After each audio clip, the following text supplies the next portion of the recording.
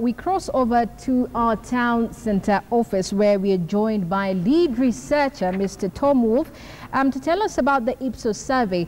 The number of victims of crime in Kenya has dropped by nearly half in the last 3 months, according to a survey by Ipsos.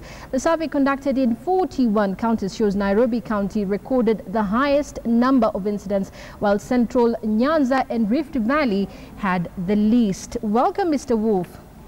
Thank you. Nice to be here. Crime has significantly dropped. What are the reasons that Kenyans are giving for this?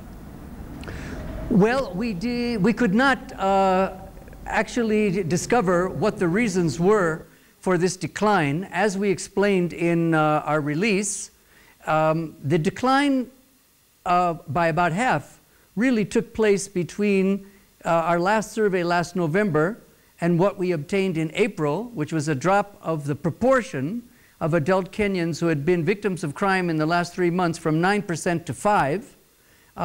Last September it was 10%, last May it was 7%, and previous to that, going back to 2006, was around 10%. So again, in our recent survey that was completed at the beginning of this month, the figure is about half of that at 5%, and that means not that there is less crime in the country, because of course the population is increasing all the time. In fact, if I was reading today's Standard and I see that just in Nairobi in the last day or so, quite a number of very serious criminal incidents, including a man stabbed to death or trying to protect his girlfriend's handbag that was grabbed, and so on and so forth.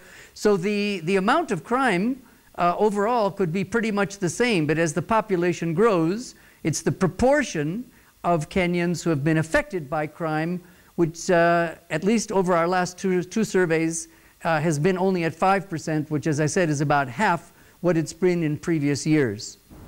Now, Mr. Wolf, the opinion poll was on crime and police response. Many Kenyans are still not reporting crime. Why did the Kenyans say why they're not doing this? Yes, well, we did ask for those who did report, how satisfied were they?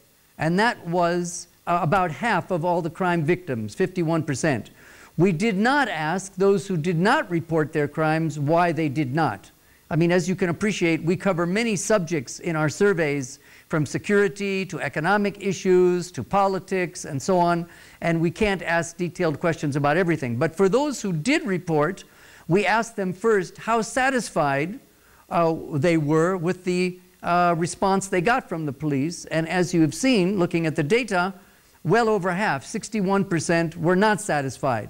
Now that's a little bit lower than the 68% we had last time, but basically it suggests that if so many people who are criminal victims and take the trouble to report to the police, as I say, well over half are not satisfied, this is going to discourage their friends, family members, other people from bothering to do that in future. Now, coming exactly to your question, as to those who were not satisfied, why they were not, 55% said there was really no follow-up to investigations, or whatever follow-up there was weak. Another 1 out of 5, 21%, said there was some corruption involved. Now, exactly what type of corruption we didn't explore. But of course, perhaps because of corruption, there was no follow-up, so the two might be related. If the criminals are paying the police off or whatever. I mean, in order to get the detailed answer to your very, very important question, one would have to undertake a more targeted and detailed research, actually talking with these crime victims in more detail, and probably also going to the police and maybe even observing what happens at the police stations when people are making their reports that get recorded in the OB.